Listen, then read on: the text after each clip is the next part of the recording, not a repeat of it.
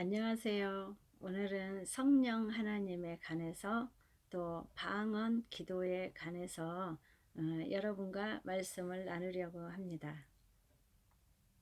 성령 하나님은 히브리서 12장 29절에 성령 하나님은 소멸하는 불이시라고 이렇게 나와 있는데, 예수님은 우리 육체를 입고 사람으로 우리와 같은 모양으로 이 땅에 오셨지만은, 성령 하나님은 우리 안에 계시는 그 영이십니다. 영이시고 성령 하나님은 불이십니다. 성령의 불이십니다. 제가 맨 처음에 불이라고 해서 저는 대체 그 막연히 하나님은 성령 하나님은 불이시라고 하는데, 그 불이 어떤 의미를 가질까? 불은 정말 어떤 모양일까? 이런 그 궁금한 점이 참 많았었는데요. 제가 어느 해에 어느 집회를 갔을 때 그곳에는 불사역 하시는 목사님들이 계셨는데요. 그분들을 통해서 제가 성령의 불을 알게 되었고, 성령의 불을 받아서 그 이후로 더 강력한 기도를 할 수가 있게 되었습니다. 우리도 성령 하나님의 그 불을 사모해야 됩니다. 특히 이 시대에는 우리 안에 정말 성령의 뜨거운 열렬한 성령의 불이 임해 있어야지 우리가 기도를 할 때도 더 능력이 나가서 기도를 할 수 있는 것입니다. 성령 하나님은 불이신데요. 우리가 그 불을 받으려면 성령 충만함하고 성령의 불을 받는 거하고는 조금 다른 것 같아요. 성령 충만함은 모든 것에 우리가 정말 하나님 앞에 열심을 내서 정말 기도하고 사역하고 여러 가지 하나님의 일을 열심히 하면서 주님의 말씀의 뜻을 따라가는 것이 성령 충만인 것 같고, 성령의 불을 받는다는 것은 조금 다른 의미입니다. 성령의 불이 무엇인지 모르는 성도들도 많이 있을 거라고 저는 믿습니다. 성령의 불은 정말로 성령님께서 우리 안에 방언 기도를 강력하게 했을 때 우리 안에서 불이 임하기도 하고, 또 어떤 분을 기도했을 때 그분한테 성령의 불을 던질 수도 있습니다. 그러는데 그 불이 정말 기도를 깊이 하면은 그 불이 타오르는 게 보이기도 하고 능력이 나가기도 하는데, 처음에 이제 그 불을 잘 모르시는 분들은 그 모양을 잘 모르고 성령의 불이 무엇인지 막연히 그냥 히브리서 12장 29절에는 성령은 소멸하는 불이시니 이렇게 글자로 써 있기 때문에 막연할 수밖에 없습니다. 저도 옛날에 성령의 불이라는 그 말씀은 그냥 성령의 불이라고 써 있어서 그냥 빨간 불인가 보다 이렇게만 생각했는데요. 제가 봤던 성령의 불은 빨갛게 타오르는 불 모양도 봤었고, 공 모양으로 생긴 이렇게 둥글어서 떼글떼글 굴러가는 공 모양으로 생긴 불도 봤습니다. 성령의 불은 움직이더라고요, 쉽게 말하면. 그리고 우리가 어떤 분을 우리가 중보기도 했을 때 필요에 따라서는 그 불이 내 안에, 내가 성령의 불을 가지고 있으면은 이 내 안에 있는 성령의 불이 순식간에 그 분한테 가서 불이 던져지기도 해서 그 안에 있는 어떤 영들을 소멸시키기도 합니다. 이 성령의 불은 굉장히 중요한 것입니다. 그래서 정말 믿는 분들은 절대로 성령의 불을 사모해야 됩니다. 그리고 성령의 불을 받아야 됩니다. 성령의 불을 어떻게 받냐면 간단해요. 그냥 내 안에는 성령님이 계시니까 그분 자체가 불이십니다. 근데 제가 인식을 못하고 있는 거예요. 우리 예수 믿는 사람들은 하나님, 내 안에 성령님 계시잖아요. 우리 심장 안에 성령님 모두 모시고 계시잖아요. 내 안이 성전이니까. 내 안에 성령님이 계시기 때문에 그분이 성령의 불이십니다. 아주 간단하죠? 이 불을 우리가 기도할 때 사용하면 되는 것입니다. 내 안에 성령의 불을. 왜냐하면 성령님이 제가 기도하면 필요에 따라서 성령님이 나와서 일하십니다. 운행하십니다. 너무나 놀랍죠? 이게 성령의 불이 그 성령의 불이 움직이는 것이고 성령의 불이 내 안에서 그러니까 기도를 내가 깊이 더 그러니까 방언을 받지 않는 분들은 방언을 사모해야 됩니다. 왜냐하면 그냥 우리가 그 이렇게 말로 기도를 할 수도 있지만 우리가 방언을 받아서 방언으로 기도를 해야만 우리 의지하고 상관없이 성령님이 움직이시는 것입니다. 그래서 방언을 할 줄 모르면 방언 기도를 할 줄 모르면 우리가 우리 언어로는 기도하는 게 한계점이 있는 것이고 저도 이제 예전에 지난 날을 생각해 보면 그냥 우리가 방언을 하지 않고 그냥 이렇게 한국말로 우리 언어로 기도했을 때는 무엇을 주님께 달라고만 많이 기도하고 그렇지 않으면 이제 조금 더 진행해서 주님 감사합니다. 뭐 이런 정도의 기도를 하지 깊이 들어가서 정말 예를 들어서 내 주위에 뭐 우리 형제 중에 우리 자녀 중에 지금 큰 일을 겪게 됐는데 어떤 일이 생길 건데 그거를 우리는 방어할 수 없잖아요. 앞일을 알지 못하니까. 그러는데 방언을 받고 기도를 하면 성령께서 미리 움직이시고 성령께서 가서 예방을 해 주십니다. 그래서 우리가 정말 방언은 중요한 것이고요.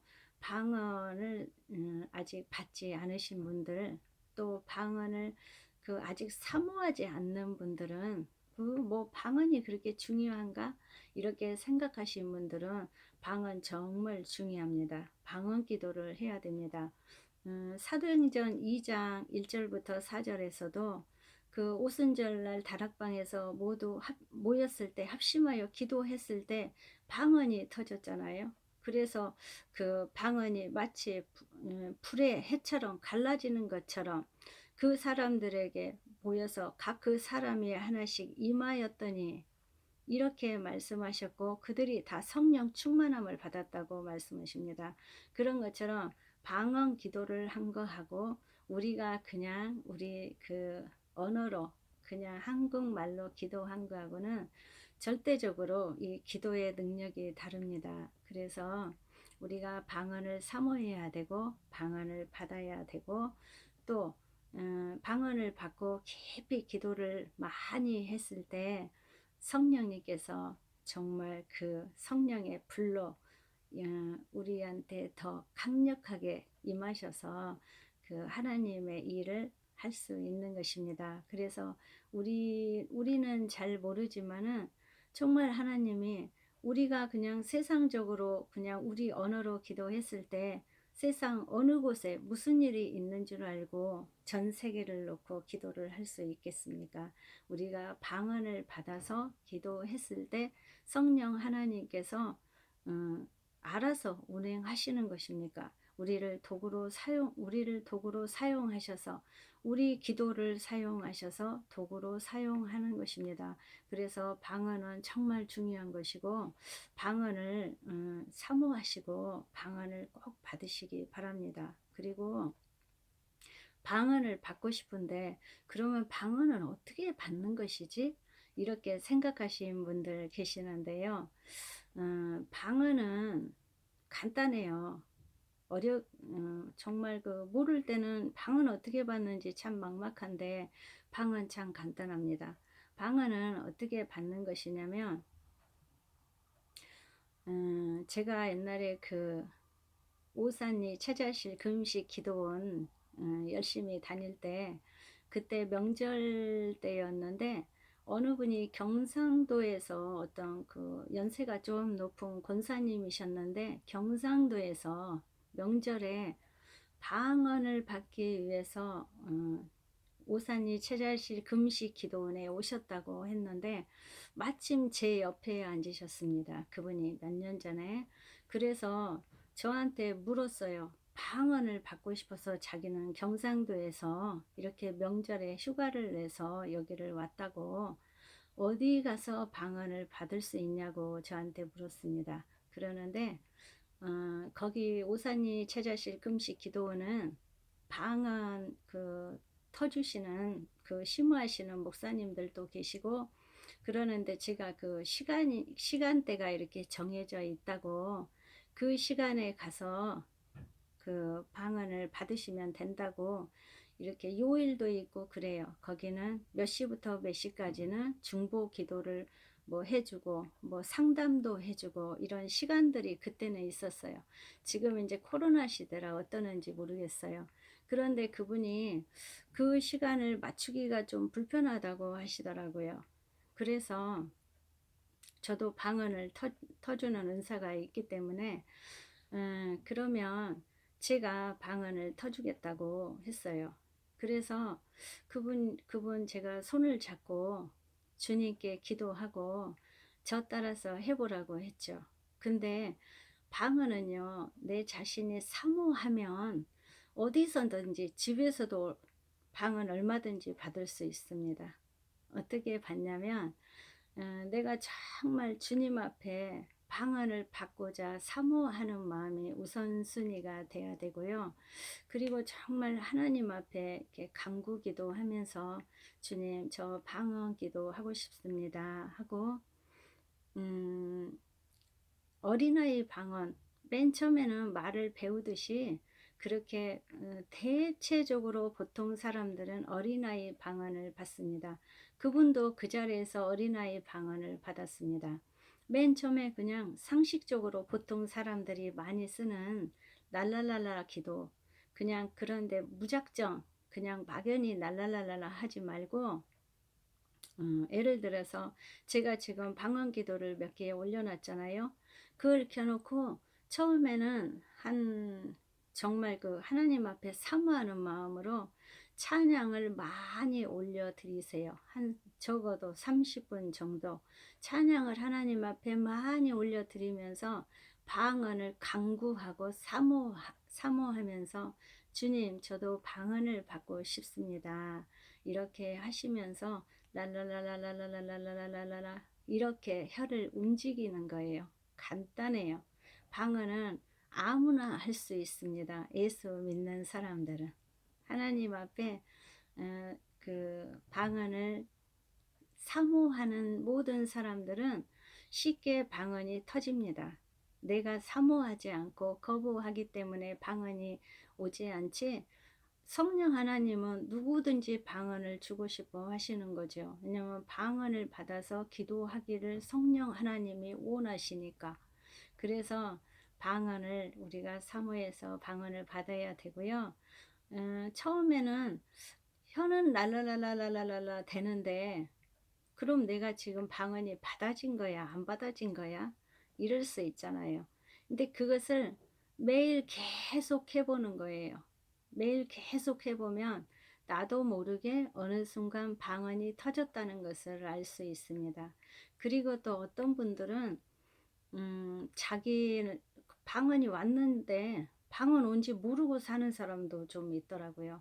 그래서 제가 어떤 분들은 이렇게 그분 옆에 제가 이렇게 서 있으면, 저분은 특히 새벽 기도 같은데 많이 가서 이렇게 보면, 저분은 방언이 와 있는데 왜 방언을 안 하지? 제 느낌에 그럴 때가 있어요. 그런데 어떤 집사님은 방언을, 한국말로는 정말 기도를 유창하게 하시는데 방언을 안 하셔서 제가 물어본 적이 있어요. 집사님은 왜 방언을 안 하시냐고.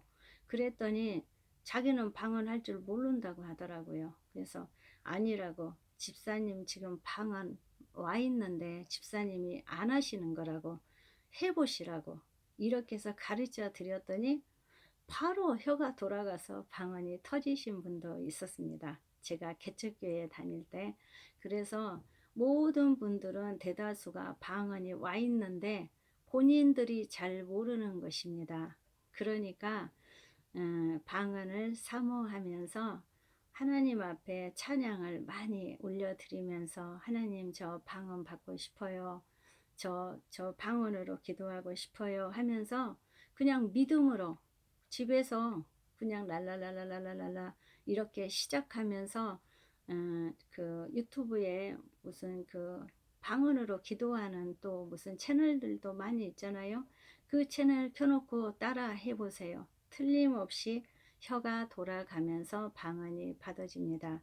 그래서 여러분들도 방언 받지 못하신 분들, 또 방언을 사모하지 아직 않았던 분들은 방언을 사모해서 정말 이 시대에, 지금 이 어려운 시기에 정말 방언으로 열심히 기도를 해야 될 지금은 중요한 시기에 우리가 살고 있습니다. 그래서 정말 열심히 기도해서 우리 가정을 위해, 나라를 위해, 우리 자녀들을 위해 기도하는 우리 하나님의 자녀들이 됩시다. 감사합니다.